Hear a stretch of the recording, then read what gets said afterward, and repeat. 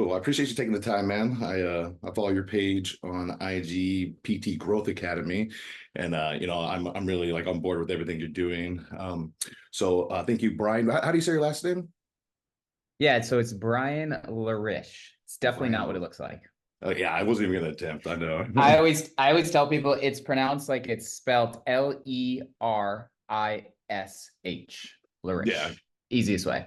So Awesome, man. why don't we get a little bit of background about you, like where you're from, where you went to school, how you kind of came across your style of PT. Yeah, of course. So I started as a personal trainer, started in Gold's Gym, went to my living room, opened up my own facility, sold that facility, opened up a PT clinic. And so essentially within that journey, I opened up my first personal training studio during my senior year of undergrad. So that was a great experience. I got into Where are you PRI. located at the time? I'm sorry. You're in Charlotte? Is that right? Correct. Yep. Yeah. Okay. Went to Was Charlotte, UNC Charlotte. okay. Sorry. Yep. So yeah, opened up a personal training studio senior year, got into a lot of PRI, a lot of Bill Hartman stuff, a lot of just own reading. I mean, I've always How been did one you that come across that being in that environment? Did you have a I mentor or think somebody who kind of like showed you? so I did. I later on met a mentor. I think I just got into it because a lot of the guys in the strength and conditioning personal training world were talking about, this PRI and different stuff. And I feel like for me, I've always been one that's really wanted to understand the why. And I think a lot of other philosophies are great with like the how, but not so much the why. And like I feel like these different types of models, like again, PRI, Bill Hartman, stuff like that, really does a good job at explaining why. And so then you can actually start to manipulate it for your specific patient or client because you genuinely know the why instead of just trying to follow like, hey, this is what you need to do, step one, step two, step three. And so when I ran into those philosophies, it was just an aha moment for me for sure. I Because think I it's felt, pretty. I was gonna say I think it's pretty beneficial for you to come across that early in your PT journey because a lot of people kind of like they get frustrated and that's why they seek out other ways. So I think it's really good that you're able to get a little bit of info on that before you really even got into the traditional stuff almost. yeah. So what happened was I owned my own facility as a personal trainer. And then I started to realize over time, I was like 8, 9, 10 hours a day on the PT table doing more rehab stuff. And so I was like, all right, I probably need to like, you know, up my credentials and actually be able to work with people in pain and continue on to physical therapy school. And so that's what led me to sell that personal training studio, open up a physical therapy clinic, and then essentially grew the business slowly while I was in physical therapy school. Um, and I work in the PT Growth Academy. I work with a lot of physical therapy students, physical therapists, and personal trainers.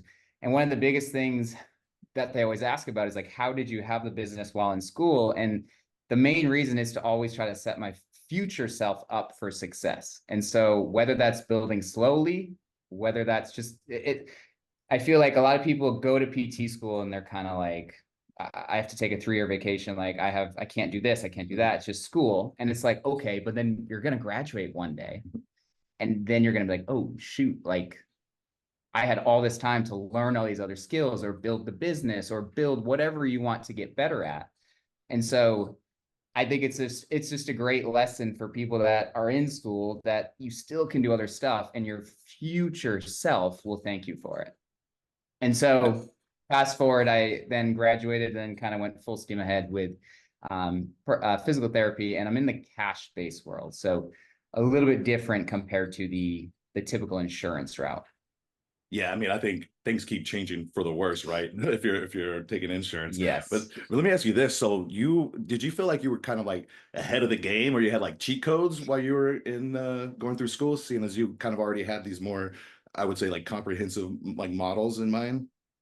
So I always tell people I had a really sore tongue because I had to constantly bite my tongue in Exactly. PT That's what I'm school, right? saying. It was hard. And so back to your mentor question, when I got into PRI, I did find a mentor in Raleigh. It was about 2.5 hours from me. And that really elevated the whole biomechanical approach, I would say. But essentially I went into PT school knowing that I'm really doing this for society in a sense, meaning I knew I wasn't really going to do anything different. I just wanted to help more people in pain. And so from a societal aspect, although it's kind of sad to say, but people are going to go to a physical therapist come first and then a personal trainer, right? And so, yeah, it That's so was hard. interesting. Yeah, it was an interesting, Because my, yeah, my my ex-wife, she was a physical therapist, and she went through the traditional stuff first, and then afterwards she started doing, the more like I said, more comprehensive models. And she's like, what did I even do? She's like, why? I know. It's tough. And it's like, I mean, physical therapy school is their goal is to get you to pass your boards, and the boards are a generalist exam. And so that's what they do well at. And so if you go into the mindset of that, I think it's okay. But it was tough. I mean, you're doing stuff with like wound care and stuff that, from what I enjoy doing, is totally like a 180. And so it is tough. But I think if you kind of just know and find pieces of how is this going to help me, or what can I actually gain out of this, I think it is worth it. But definitely it was an interesting period of time for sure. And so you're clinical coaching specialist. So how would you describe that in terms of like PRI or Bill's model or anything like that? I would say that I think there's components of PRI, components of Bill's, and then components of my own experience. And so Bill says it a lot, but I think everyone should kind of form their own model to a degree, and based off experience and what you see works and what you see doesn't. And what And you're good so at to an extent as well, right? yeah. And ultimately that will probably be what you enjoy. And so it's just the funnel effect. So yeah, the clinical coaching specialist is components of all three of those things. And the goal of it is to raise the standard of care in the physical therapy and personal training world, mostly physical therapy, but I do have a lot of personal trainers in there as well, just because I feel like it's back to what we started the conversation with, is understanding the why.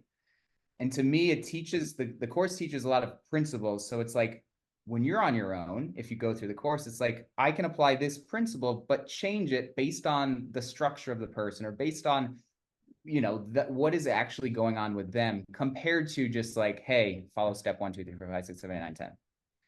And so my goal is to raise the standard of care in the field by people understanding the why, and by people not treating the condition, but actually treating the patient, treating the archetype, right?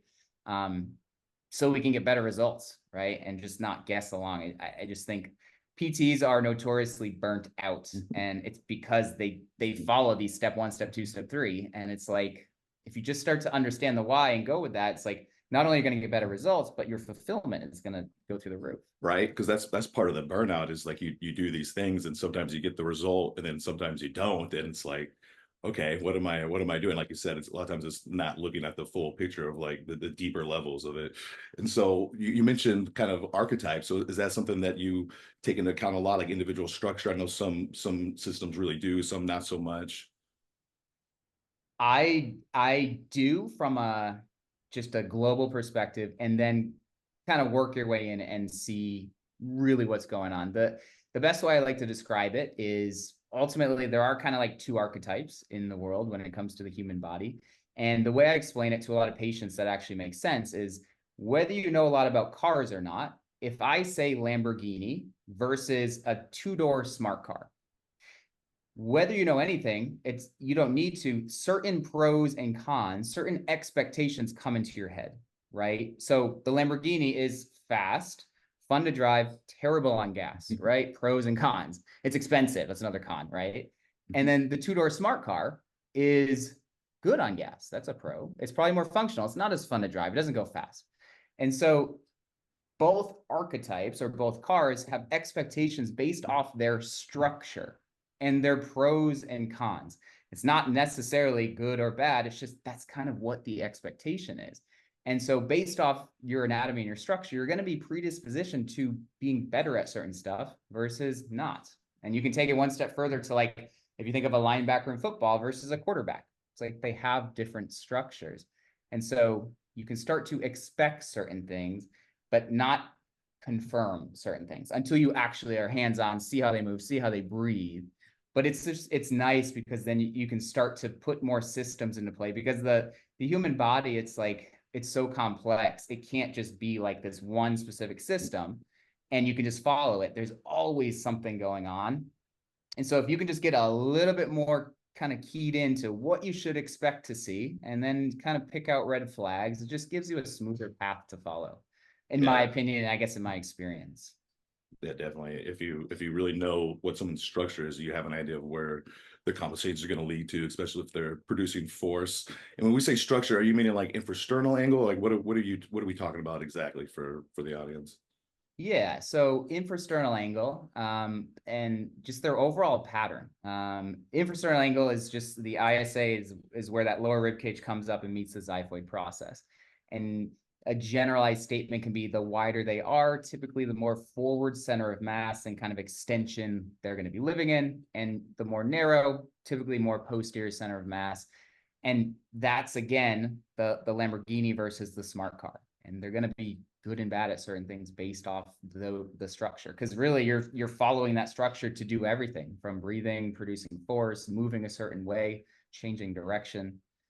So yeah, I think really grasping that, whether you're a physical therapist, whether you're a personal trainer, it does nothing but benefit you. Besides like Bill and your mentor, were there any other like influential PTs to you? Not necessarily off the top of my head. Honestly, a lot of reading. But honestly, it Yeah. was a lot of it was a lot of just personal experience, because I was that non-traditional PT student where I owned a business for 5 years. And so, and it was, I mean, as a personal training world, it's a grind, it's long days. So you get a lot of reps in. And so you start to pick up on these different patterns in people as well, and you can almost start to expect it. So yeah, I would say they were the PRI, Bill, mentor. Those were kind of, plus the experience, were my kind of big, I guess, help me build the pathway to how I kind of treat and coach now. And then your typical clients right now, is it like Gen Pop, more athletes, a little bit of everything? It's honestly a little bit In of person. everything. Yeah. Yeah, yeah. So I actually, in my first facility I owned, we put in an office. So I kind of have a satellite office over there. Over there, it's mostly high school kids, actually bodybuilders. And at my kind of facility, it's high school kids still, but also a lot of active adults. In the cash-based physical therapy, it's nice because people want to be here, not Yeah. have to be here. Yeah, they'll work. And any physical therapist listening knows what that means, because you deal in the insurance world, you deal with people that have to be there and versus wanting to be there. And I mean, just so much different as far as the flow as the session, the communication, like the joy of it. There's a lot of different pieces. So I guess I'll ask you the same question I asked Zach Couples when I had him on. Just in your own words, how would you describe like just mobility, and maybe if that's any different in a bodybuilding context as well? So I would describe mobility with someone, I would probably use the term relative motion. I know that's like a big key term that Bill tends to throw up, but being able to move relative to another joint. And from a bodybuilding perspective, is that what you asked? Like, how does Yeah, if it's any mobility? different, if it applies any differently in a bodybuilding context, possibly. So in terms of like to gain mobility? Like would it be defined any differently? You would still use relative motion to define mobility body as a bodybuilder. Yeah, but the expectation would be different, right? Yeah. And so that's where I think I always tell people your execution needs to align with your intent. And so from a bodybuilder, it's like, if you can maintain mobility, that's amazing. Just knowing that the way that you train essentially goes against that. You can get strategic with that for sure and choose certain exercises and focus on certain things. But just like from a bilateral compound exercise, going into that, we know it's going to decrease mobility. But I don't think that's a bad thing. It's just a known thing. Does that make sense? Where you might Yeah. have to work a little bit harder to start to restore that. Yeah, it's always a spectrum, right? You know, like when does it Yeah. start limiting your goals of adding muscle? When at what point do you need to open up space to actually get better hypertrophy, right? And Mm-hmm. I was gonna Yeah. ask. I was actually going to go over this a little bit later, but since you brought it up, I think we can go right now. You mentioned, a lot of loss of relative motion in the gym, and that's just natural. It's going to happen when you're doing a lot of force production. Obviously, we can manage that by trying to keep like integrity in our rib cage and stack and everything like that. But are there any other strategies in the gym? I mean, that you can apply to maybe limit the amount of compression that you're creating? Like, like say you're doing legs, maybe just don't do all bilaterals, do some reciprocals or some split stance things. Any suggestions or anything like that?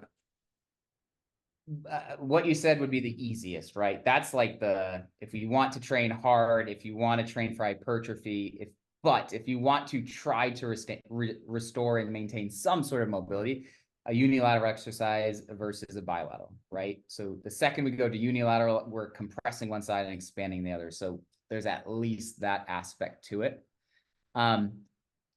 For the clients that I work with that are looking for hypertrophy type goals, but also want to have some mobility, I kind of tell them to put on two different hats, because I think at a certain point it gets like it too much, and it takes away almost the fun from the bodybuilding aspect, because you're like, oh shoot, is this going to start to, decrease this?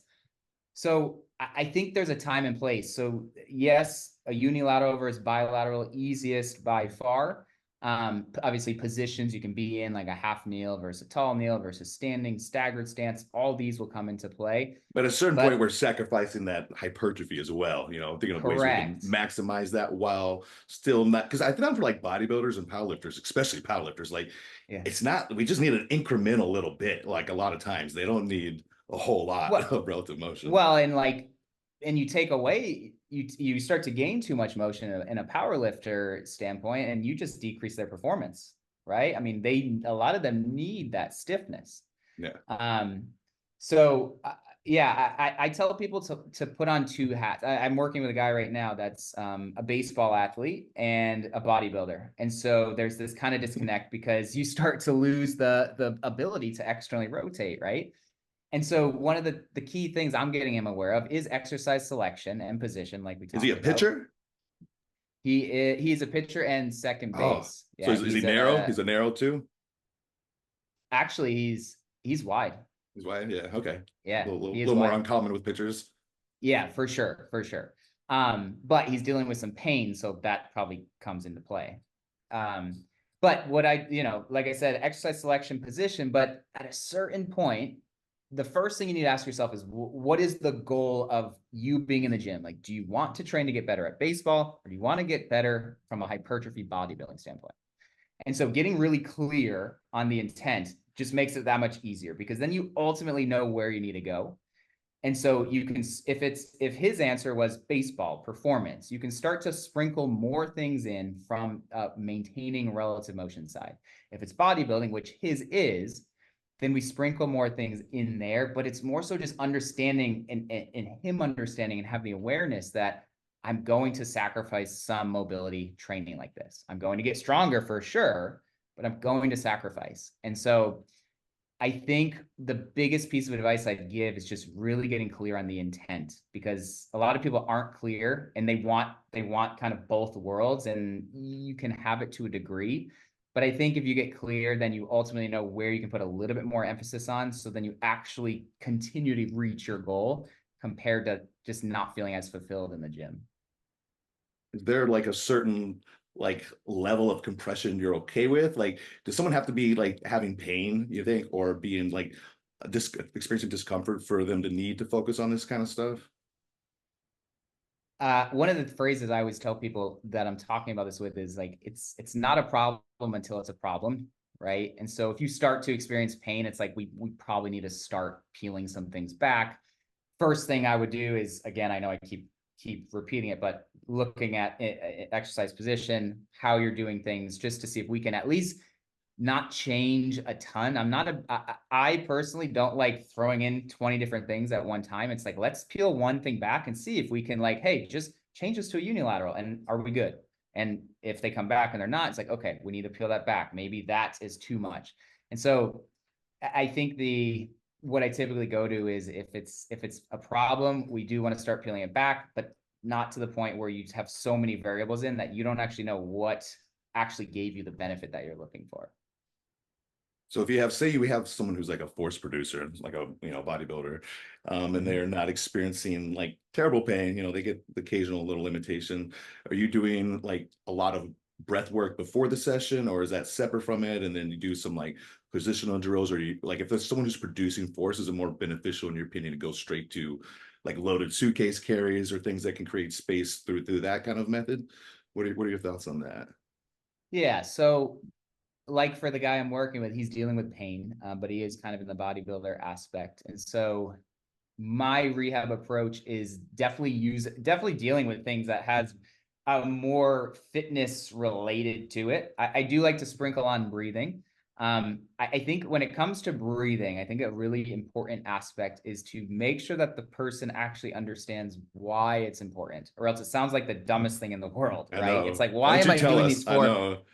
It's I told him like, I wouldn't do it if it didn't work. Like I'm like, I promise. You wouldn't see me sit and do this. But so why, like, how would you explain the benefits and what is beneficial about it, and like how it can actually reset or inhibit things? yeah. So I like to use a lot of analogies just because if you're working with a bodybuilder, I mean, some bodybuilders are definitely more in tune with the body, but in general, people don't know a lot about the human body, which is expected. They're not in the profession. So for someone that likes working out, my easiest analogy is, hey, if I asked you to do 23,000 terrible squats every single day, how do you expect your body to feel?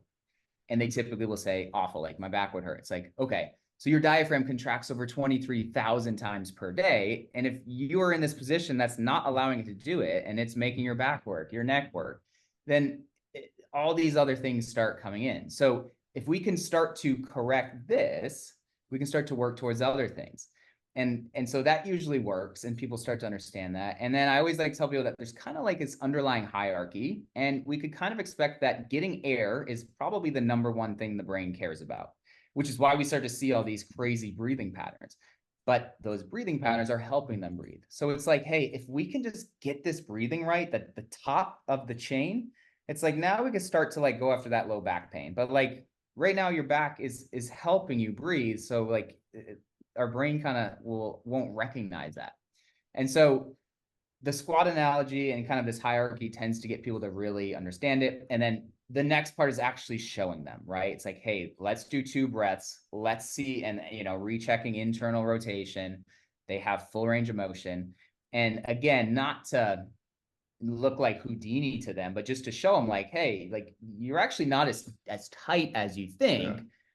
Now you're not going to maintain this, but just by starting to breathe the right way, we're now starting to internally rotate.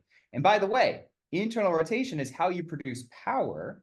And so if you now have full overhead motion and full internal rotation, how do you think your lift is now going to go?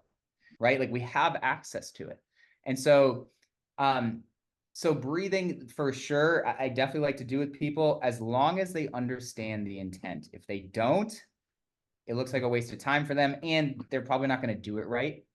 And so they're not going to get the effect, and then it's a waste of time. So yeah, I do like to do breathing stuff, especially for people that have to develop power. Nothing crazy, because again, we do need some stiffness for them to produce power. But is that compensatory stiffness or compensatory IR versus not? And breathing is just a great way to start to allow them to at least access that space to then be able to move through it at a little bit less compensatory rate, we'll call it. Is there any like self-assessments that are easy for people to do on their own? I know a lot of stuff we need a table and we do a lot of things, but I mean I have my people straight leg and IR, ER on their shoulders and stuff. But what kind of tests would you recommend someone to check to see if they are really limited and maybe like a range that we would look for? Limited specifically in IR or just some in general? Just in general, like what would you, I mean, would you have somebody check their own, like say they're obviously a little bit aware, they're not like a complete, they don't they know their body, they understand Right. what's going on. Would you have them check that on themselves and use that as like maybe a gauge of, okay, do I need to work on some anterior expansion to get some IR, or do I need to open up posteriorly to get some ER? What's your thoughts on that? Yeah, so the tests you mentioned, I think, are great. I definitely have people do that as long as they know how to do it successfully. And so that just goes back to like giving them the right cues. Like, are they aware of where their shoulder is, and are they Mhm. actually just, is the humeral head just popping up? So I do like to do those tests, but really any test that they can feel like, hey, this is, and honestly, like a squat is a really easy one. Mm-hmm. And so, and starting to look at, if they come in with this horizontal looking squat, and then they can actually get more of a vertical squat, we've made that change. They've actually picked up that internal rotation to be able to drop below 90. And so something like that's really easy, because then it's a lot easier for them to feel and do it relatively the right way compared to more of an isolated test. But I do like isolated tests for sure. It just has to be with someone that, again, like you mentioned, has the awareness to know, because it's just easy to compensate. What's up? What about like an upper body movement, like a press, push up, or something? That's a little harder to identify what's going on, I feel like. Yeah. So I'm just trying to think of what I've done with this bodybuilder that I'm currently working with. With bodybuilders, and specifically, honestly, I really like working with bodybuilders because they are in tune, right? Yeah. They're very in tune with this mind muscle connection. So a press is a great example of someone, a bodybuilder, I'll say, not someone, will definitely be able to feel a difference if they've unlocked something they didn't have before. Just because a bodybuilder in particular has that awareness. They know kind of what that feels like. And so, and then pressing is great just because then it goes, especially a bilateral press, because now you've added that layer of compression in, and can they now move better with that kind of excessive compression?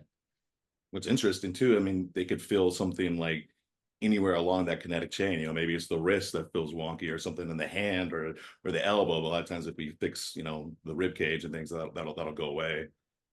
Yeah. So yeah, so back to the analogies, like what I was talking about before. To help people understand that, one of the biggest analogies I like to use is a house analogy. And this kind of goes to what you said, fixing the rib cage and the pelvis, right? But also in the physical therapy world, and in the personal training, strength conditioning, of symptoms versus source. And to me, an analogy that I find really helpful is, imagine you have a house and you have a second floor problem on that house. You fix that second floor.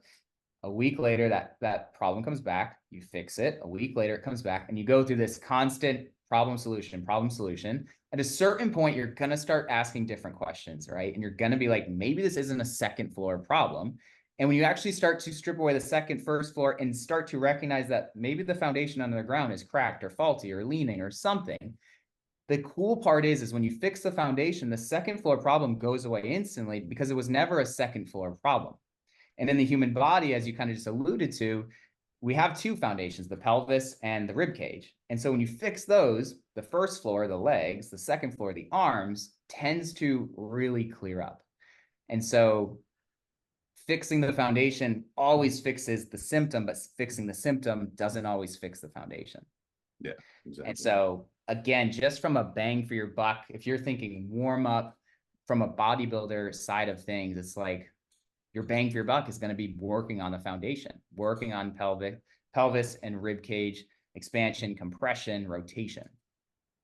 Would you say bodybuilders, I mean, especially powerlifters, because they have constraints that they have to lift under, and obviously structure will play a little bit of a big role in this, but is there like a common like compensation pattern you might see with these typical force producers, like in general, that where they start to kind of just tip forward a little bit, lose their center of gravity, like you're familiar with like the end game, as Bill calls it, right? How would you describe that, and would you say that there is a kind of a typical kind of pattern that people tend to follow as bodybuilders if they don't address specific issues? Yeah, definitely, like you said, people just continue to move more forwards and forwards. And I like to think of it as like, if you go up on your tippy toes and I told you to hang out there all day, it's like, how stiff would you have to be to not fall, right? And so people start to live in this forward position. And although it is favorable, obviously, for benefiting and producing power, usually it's done in the wrong way, because it's not that it's the position that they're in creates a position where, in a situation where it's really hard to actually succeed in the right way, right? They're so far forward. And so that's where it comes back to, how much do you want to get this person back, right? But powerlifting, bodybuilding, a lot of people are living forward in this extension pattern. It's like, where do you want to get them back? From a sport perspective, I'd say keeping a powerlifter more forward compared to a bodybuilder, more advantageous, right? Because they need, think about like a bench press from a powerlifter versus a bodybuilder, very different as far as the extension that's driven. Can you talk about So that for just 1 second? I'm sorry to interrupt you, but that's yeah, something you're good. You're good. I cover all the time on here is how people in the like online community, not really with pro bodybuilders, but these exercise science based guys, or you just hear them all the time talking about how to press with completely flared rib cage with nothing in there with major extension. So you're not creating any intra-abdominal or intrathoracic pressure or getting that stretch action across the ribs or the pecs. And like again, that's for producing force, but not really for bodybuilding. How would you describe the difference in your own words? I would go back to, does your execution align with your intent, right? I'm a big, so back years ago, I was definitely, I think we all go through phases where we're like, we're very anti certain exercises. And I think you mature over time. And so I really think there's no wrong exercise as long as it aligns with the intent. And so if that's from a powerlifting perspective, if that much extension is required and it's part of the sport, it's like, okay. But then you have the big contradiction comes when you have people that are benching like powerlifters, but they have a hypertrophy goal, or people that are benching like powerlifters and they just want to like get strong. It's like an active adult that has, a weekend warrior type thing. And there's this crazy disconnect. And so again, going back, getting clear and knowing why you're doing that extension or that amount, that type of bench press versus the other, I think is the biggest starting place. So the awareness, I think, is just huge. And it sounds so, honestly, it sounds so obvious when I say it, but I think a lot of us just, we kind of just go through it, or whether there's people in the gym and that we're trying to impress or what, there's so many other variables. But I see it all the time in the physical therapy fitness space where it's just like people think that they have to train like a bodybuilder, even though their goals are completely different. Or insert any, people need to think that they need to train like this when their goals are different. And I think they maybe are trying to do what is better for bodybuilding. They think they're getting a bigger stretch, but that is a lot of orientation. That is just you're moving Right. around. And so Right. how would you describe the actual differences in the setup between maybe like a bodybuilder bench versus a powerlifter bench? So obviously less extension, like you talked about. Yeah. So less extension. I mean, for me, I'm big into, I feel like, and I would love your input too, based off your experiences. What what would you rate a bench press from like a 1 to 10 on a hypertrophy of the chest? Again, that's so much Like, with technique too, right? Because like most people, they don't. They lose. They don't create that stretch action, on the rib cage, feeling all those pec fibers. They might get like some distal fiber activation. So for me, I get a pretty big benefit out of it. For the general person, not really, like not so much at all. yeah, and I feel like you look at a bench press and it's like if you look at the trajectory, it's very rectangular. And right, you're kind of Yeah, you want to here. come in too to get the most out of like pecs. Right. You want to actually, if you can even cross, you Mhm. even start to really. And so again, it's going down to what's the intent. If we're trying to hypertrophy, is the bench press the best?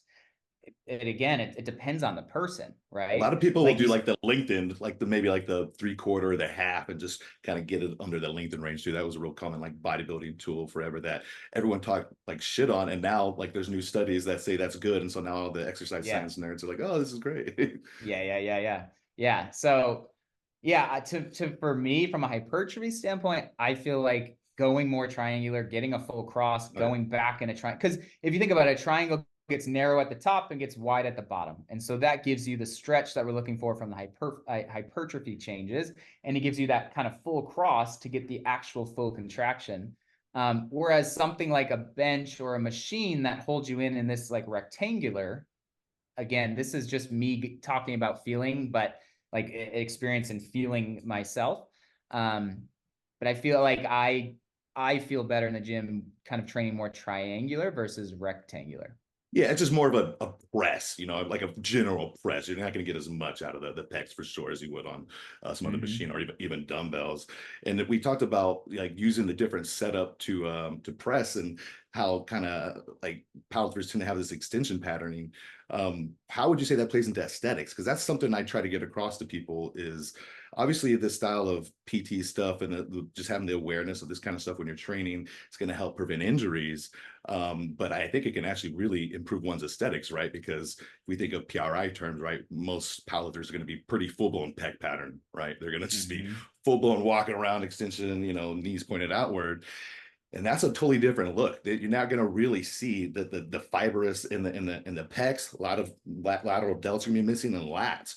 What you'll see is really developed erectors, sometimes really developed Hmm. glutes and adductors, but you're missing a lot of the parts that make you like aesthetic. What are Yeah. your thoughts on that? So you're talking about aesthetic from a bodybuilder Like if perspective? yeah, exactly. Like just if you're on stage or you just walk around on the beach. Yeah. So I think to negate that, I agree with everything you said. Like you're going to start to see the erectors, and I think to negate that is getting really intentional on 3 or 4 things you can do to start to change that movement capacity to not live in that extension bias pattern. And so when you go into the gym, great, we're gonna have extension stuff. But I use the analogy with a lot of athletes. It's like we shouldn't ideally live in our cleats. You put your cleats on to play. You should take them off when you leave the field. Meaning we should be able to get in and out of patterns. And when someone can't get in and out of patterns, that's when it becomes a problem and people start to see decrease in performance and increase in pain and all these negative side effects.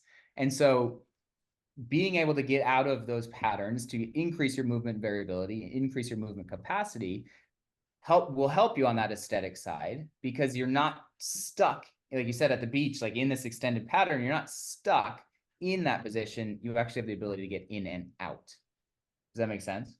Oh yeah, yeah, no, exactly.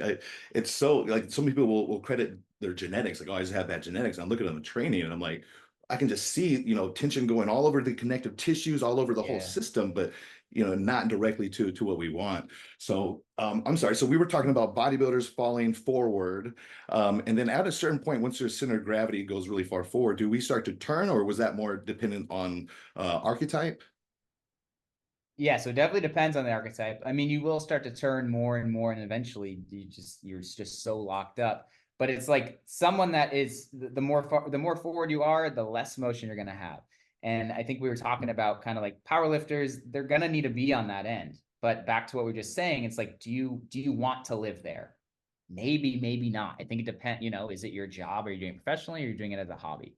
And so I would say bodybuilders being able to come back and bring the center of mass back, not only good for decreasing injury risk, but being able to go through these different movements and to hit these muscles like we're talking about. Like when you're in this extension pattern that you can't get out of, and when you're living in it, it's like you're going to have a harder time acquiring hypertrophy in certain muscles because your structure won't allow you to access that.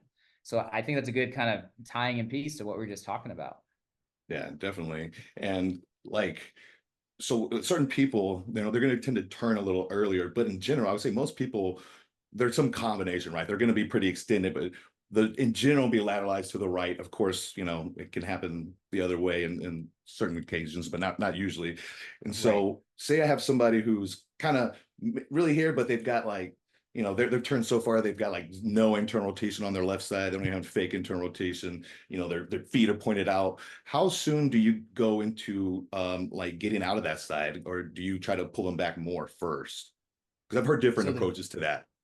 Yeah. So the very first thing I do with everyone is have them go flat on a table and increase their awareness and say an easy thing I do is I have them look up and I say, with your hands, show me where your feet are. And so they can start to show me. And so you start to recognize, does this person have any body awareness? Like sometimes the feet are like this and they show me hands like this. And sometimes it's so far off. And it's like, I think that's the missing piece. It's like you can't change something until you're first aware of it. Like you have to be aware of it. And I think it's a missing piece in both the rehab and the fitness side. So very first thing, going through, getting people aware, like, where's your natural tendency for your feet? Where do you actually feel the ground on your left foot, on your right foot? Where do you feel it from your toe, midfoot, and heel perspective? And there's usually a big difference, right? It's like toe on the left, heel on the right. And so getting them aware of that, key number one. Step number two would then be, it honestly depends on the person, but bringing them, giving them the necessary contacts. And so that could be standing where they have foot contacts, or maybe they need to be on the ground and use the contacts of the glutes and the hamstrings and the heels. But it's really about finding where they are, and the awareness piece comes into it. If you have someone in the physical therapy world, you kind of call it like motor moron, right? Someone that just doesn't know where they are. It's like that person is going to be a totally different path compared to someone that's like, oh yeah, I know, I can feel I'm turned. I can sense this. I've known this. It's like, okay. I have someone I'm working with now that does CrossFit, and they're very in tune, and they have this turn, and they're like, I've felt this forever. I know when I squat, I'm deviating. So increasing awareness, bringing them back, yes, but being intentional where you start. And again, that would be so dependent on who that person is, based off the archetype, based off their awareness, and based off what their actual goal is. In general, if someone's pretty much like they got pretty big A to P compression, would you put them in some sideline position to start with? Yeah, I mean, sideline's great. Yeah, I mean, if their goal is to start to expand A to P, I would go sideline, but it's so dependent on the person. But from a general standpoint, yeah, I mean, I think it is a good call. It makes it so you can be that much more successful with your coaching too. It's like you put a constraint in that you otherwise didn't have, and you take a constraint out of gravity. And so you have compression from the ground, you have less gravity. As chances of that being that much more successful are probably high. So back to what we were just talking about, someone that has no awareness, that's an amazing place, because you're putting them you're giving them the best chance to succeed based off position. Are there any particular archetypes you would say are like particularly challenging? A little Honestly, trickier? I feel like narrows are more tricky. So a lot of bodybuilders tend to be wides, and so again, bodybuilders are easy because they have the awareness piece, which is amazing, and they can feel things. I find that narrows, they're trickier because they're more the way they're compressed is different, and I feel like they actually struggle to move more, even though in general wides do, but from a narrows perspective, they really have a hard time turning on certain muscles compared to a wide. It's like, if we can just get a wide to really take good breaths, and there's just so much bang for your buck just with breathing. Yeah. Whereas narrows, not so much. And a lot of times they're so good at doing things that like are actually terrible compensations, like, oh, I'm The hypermobile. wides, Like, you're talking the about wides or narrows. narrow? I'm talking like Yeah, the really narrows, especially like the real flat back kind of yoga kind of narrow who's can just yeah, live in extension and flexion. And it's like a lot of times they get kind of surprised that that's not optimal. Like, no, that's not good. Like, I need you to be able to yeah. hold like with those people, I love getting them just a 90-90 split lunge. And that's like so awesome that they just die and trying to turn it into some kind of external rotation any way they can. Yeah, I think that's a great point. I'd say kind of what I was just kind of describing, but didn't say it, is narrows tend to have layers of compensation, I feel like, because they start to get to this point where they are so mobile, and they are just like, they're like 4 layers deep in of compensations compared to wides. I feel like wides tend to be very similar, where narrows have Yeah. a lot of variance. No, for Yeah. sure. I think it's always like the little girl, who was like a cheerleader or a yogi or something like those are the ones I think of that are the toughest. Yeah, I have several now that I work with. Yeah, and they are, it's hard for sure. So are there any like particular movements or exercises that you like to incorporate that aren't done as often? Like, are you a big fan of like the crawling or anything like that? Any of the like reciprocal kind of stuff like that? Or I saw you do like what I really like is the kind of directing tension, whether it's internal or external with the dumbbells, like on a Bulgarian or a split squat. And I think that's another way, like we talked about earlier, that somebody could minimize their amount of like how much they lose, the relative motion by kind of biasing where they need it before going into Yeah. like bilateral moves. That's another really good strategy. Yeah, yeah. So I think, like I said, the awareness and then getting really intentional with how you coach things. Like you said, putting people in certain positions to bias certain things. Um, really, really great ways to, again, raise the standard of care compared to just being like, hey, grab a pair of dumbbells and do this exercise. And then you start to factor in, so like how you hold a weight, how you're breathing. Like there's so many little intricate things that you can do to maximize, which is great from an in-person standpoint. I also do a lot of stuff virtually. And that's huge virtually because it's like, I can't be there hands-on and see. So like we need to get really specific on how you're holding things and make sure you know why you're holding things, how you're breathing, why you're in this certain position versus not. And from a virtual standpoint, it's really a really big deal. How much of like with your business model, how much of it is online and how much of it is in person? And I guess how much of it is just running through your business? So I would say right now it's about 60-40. So 40 being online, 60 in person.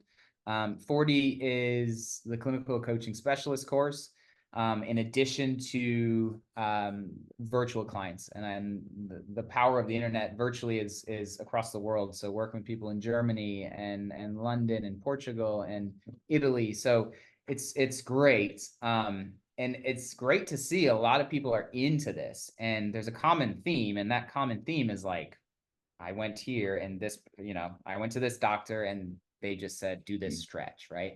That's the level of that, the standard that I think we need to raise, right? It's like, yeah, it's just you got low back pain, go stretch. And it's just That's like, something else I was going to ask too, actually. What do you do much stretching with your people, or you kind of, you try to get the axial skeleton to kind of dictate the resting tensions, or how do you handle that?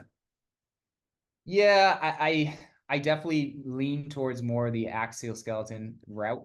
I'm not opposed to stretching if I'm, like I said in the beginning, I'm not opposed to anything if it aligns with the intent. And if somebody genuinely gets relief out of stretching, it's like great. My thing is hey, when you're doing that stretch, just recognize that that's probably more symptomatic, relief that you're feeling. And if you are aware of that, then great. Like do stretching, and we can do it in here. Obviously with like older, like geriatric type clients, I think there's just an underlying benefit to getting things to move. But it's always with the Huge. mindset that, yeah, it's always with the mindset though, that this is more symptom, like feel good, not necessarily fixing why they feel so tight. Do you think So are there like any particular concepts or strategies that maybe you did before that you maybe would have approached a little differently, or something you see like PTs or trainers maybe like mess up? That's, some things that are a little like I used to probably overturn on certain things, I think for sure. Is there anything like that for you? I would say right now, off the top of my head, there's two things. One, and both of them are kind of from Bill's Hartman side of things. Uh, I used to really never be a huge fan of foam rolling, and really diving into that. It seems like just people don't do it long enough and don't do it in the right way. And so like really, I've never been one for foam rolling. I'm kind of like, yeah, it's kind of like a feel good symptom thing, but I think there are benefits to it if it's done in the right way, if it's done sustained longer periods of time. And then sticking on that route, number two would be just really trying to get the foot context to line with the pelvis. For example, when we want to be internally rotating the pelvis, really getting clear on, are we internally rotating through the foot?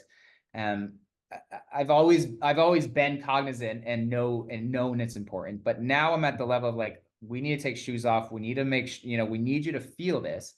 And you start to see it. You start to see the range of motion benefits. You start to see them feeling the glutes when they can properly internally rotate, when they hinge. And so you start to feel it. So by far right now, currently foam rolling and just really getting clear on foot sensation. And from a bodybuilding perspective, I think both of those are really great things to start to feel and increase awareness of. When you're talking about foam rolling, are you talking about like tibia stuff and femur, like trying to get bony changes, or are you talking about just like muscles? Well, so I definitely use a massage gun on people because I see benefit to that. But when you start to compare foam roller versus massage gun, it's like the foam roller, you're going to start to get some changes from the pressure on the bone, whereas the massage gun, you're not. So I think that's something important just to kind of be aware of. When I talk about foam roller, the biggest thing is focusing on downward to upward, especially on specific people, right? Which I think makes sense. Down pushes into the ground, up pushes off. So if you're dealing with someone that's too far in the ground, I think that's a great way just to start to promote that.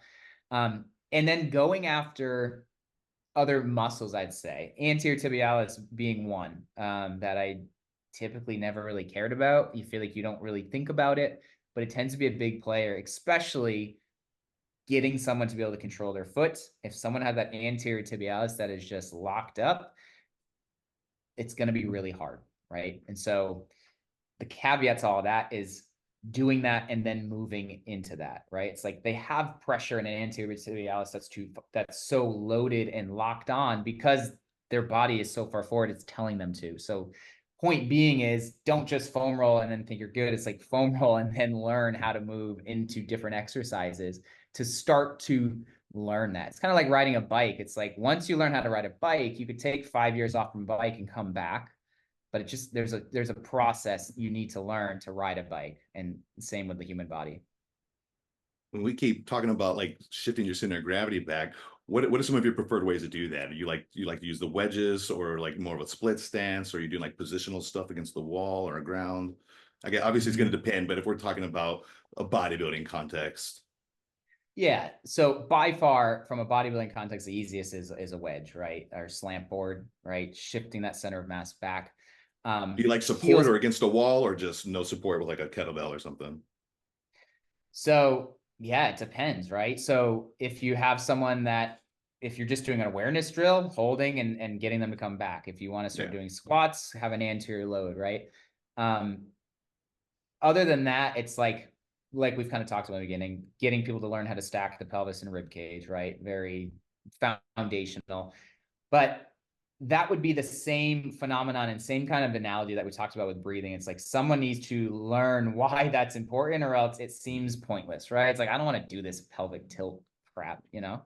And so if someone knows the why, they will, right? Because they know. But honestly, it's like you could bring that into like a TRX squat, right? Super slow eccentric squat. Start to see when that pelvis and rib cage starts to disconnect. It's like, hey, that's what I'm talking about, right? That's where we're getting X, Y, and Z symptoms. We need to learn how to maintain that. So you can do it in more high level things.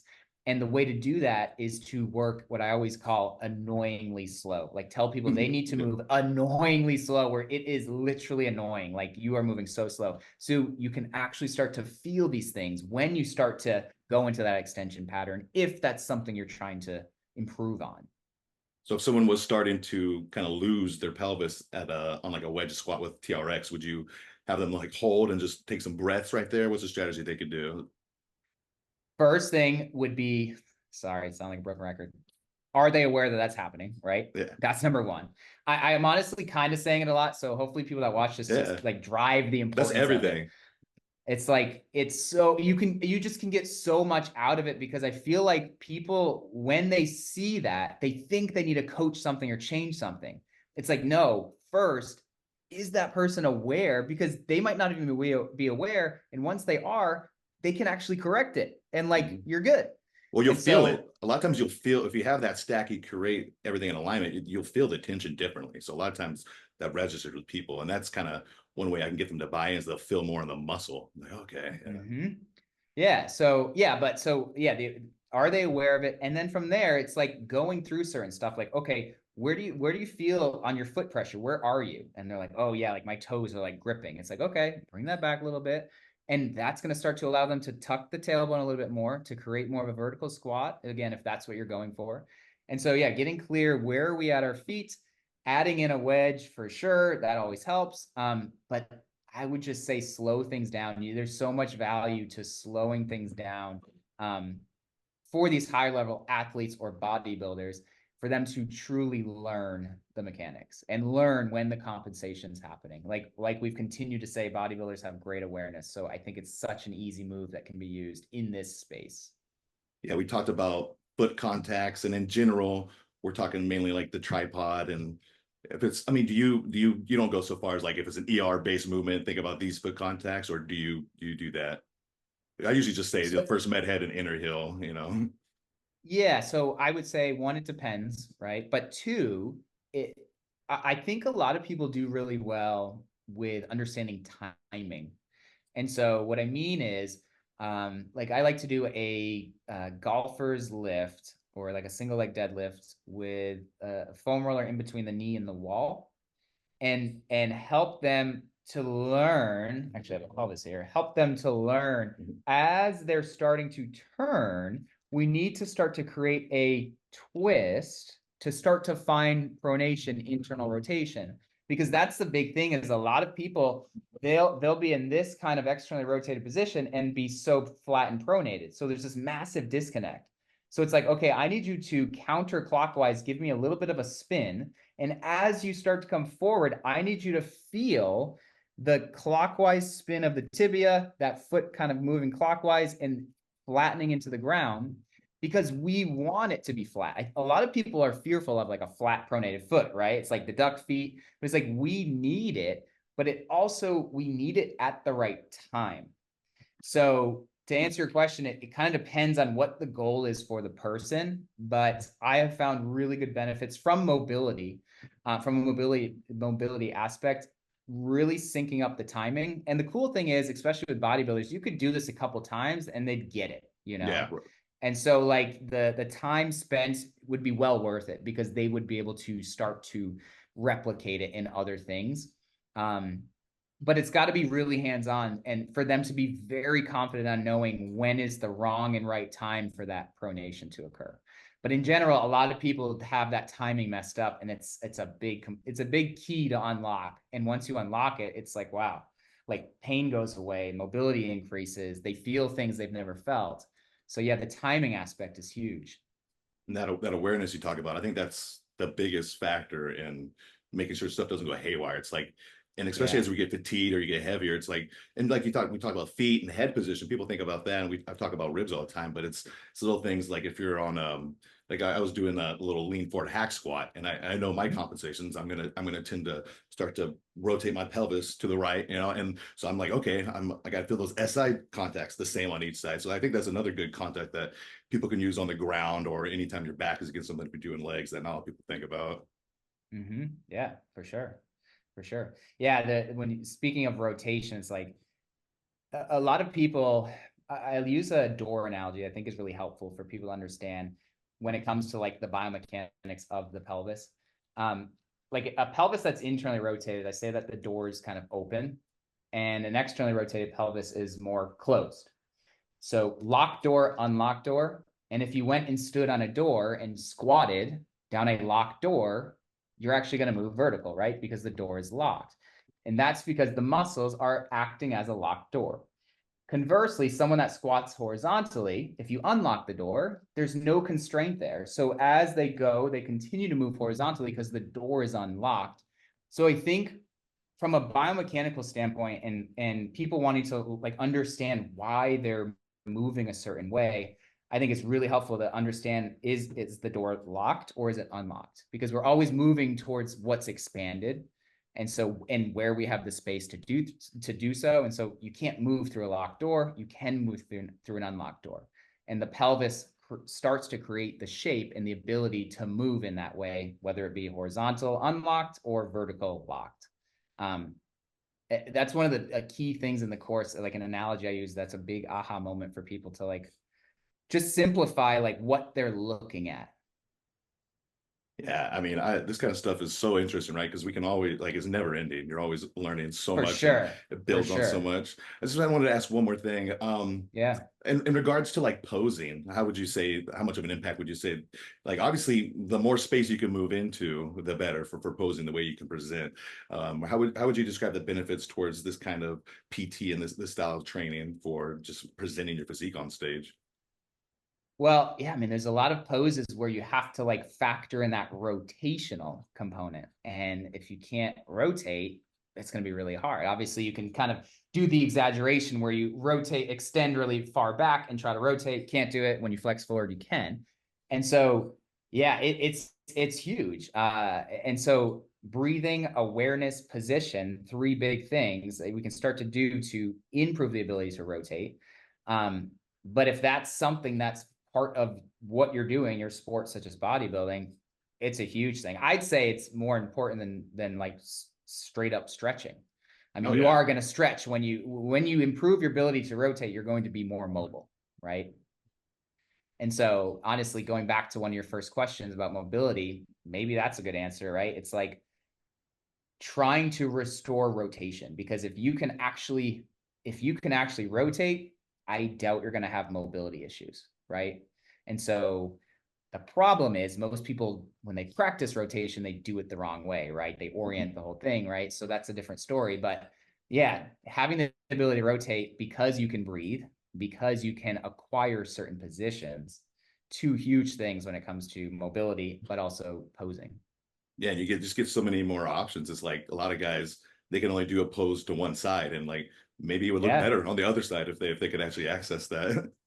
Well, and the cool thing is, like we continue to talk about, is they probably know it and they feel it, right? They're probably like, oh yeah, I do really good on this other side, and one side I can't.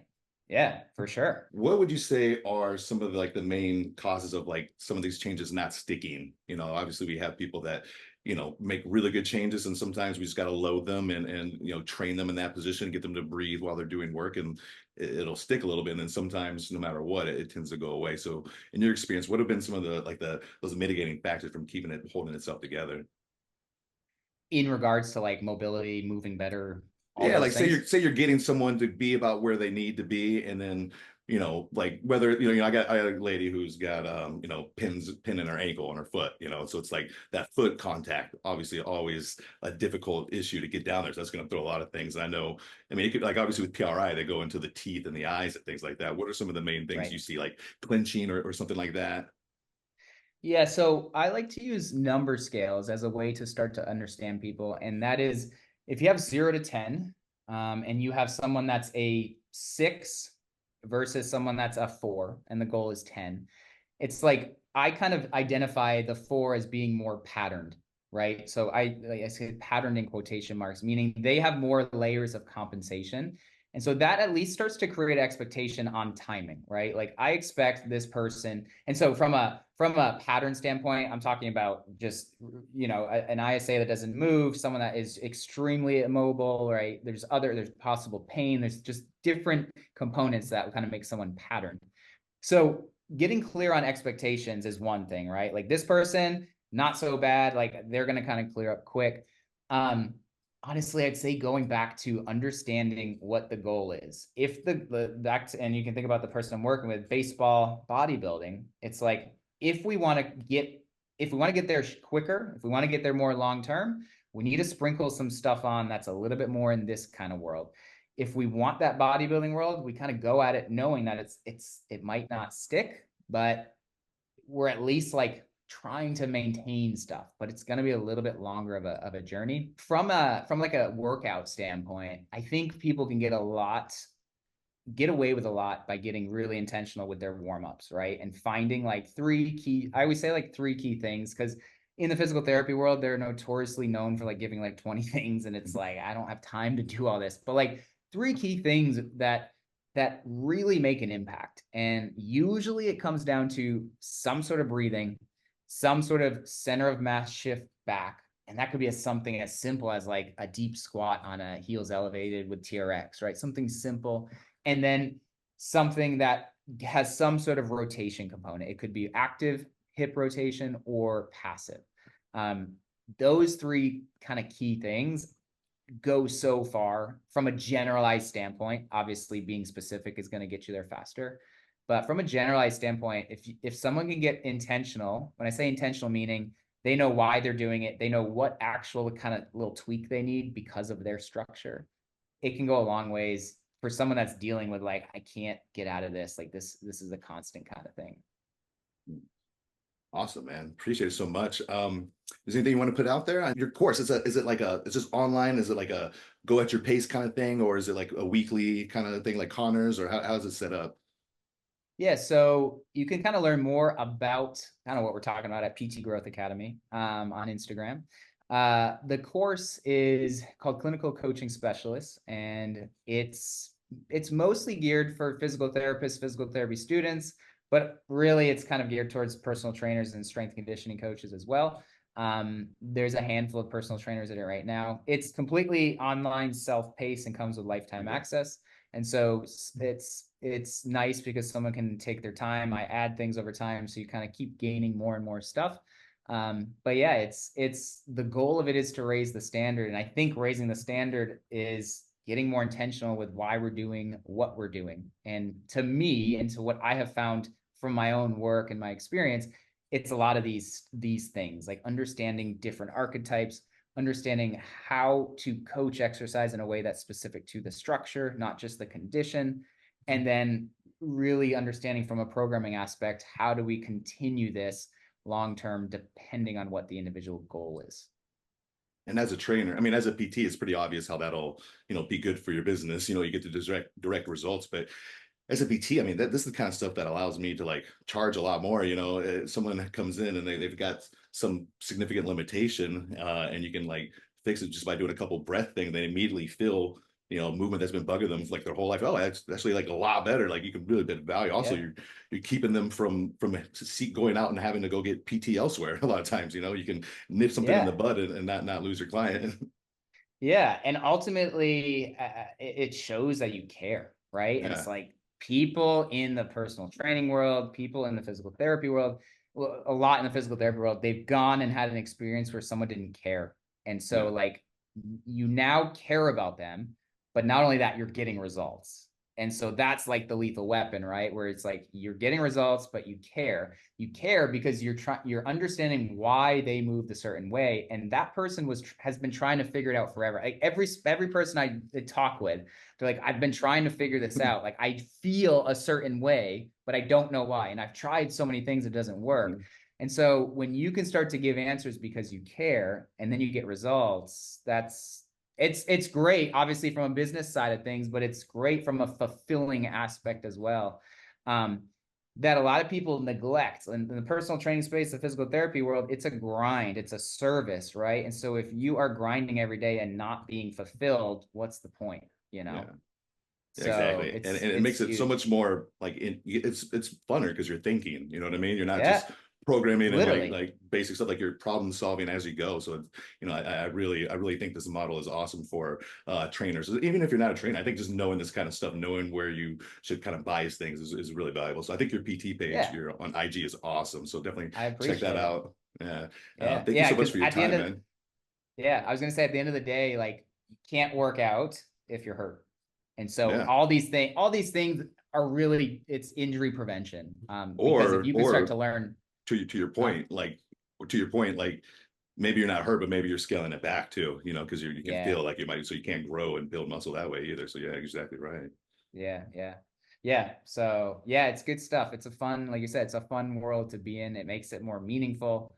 And yeah, it makes it a good, and hopefully the point of the IG page and the course is to keep raising the standard so everyone can kind of be on this kind of fulfilled and rewarding side of things. Yeah, and the awareness is good for everybody. Yeah, yeah, yeah. Hopefully that wasn't too much awareness that everyone is sick of hearing me say. But at the same point, hopefully it's something that sticks because No, it's so important, so no, it's important. everything. No, I love this stuff. Thank Yeah, you so much for your time, man. You put out really good stuff. awesome. Thanks so much. I appreciate it. Have a good one, buddy. Yeah, you too. Bye.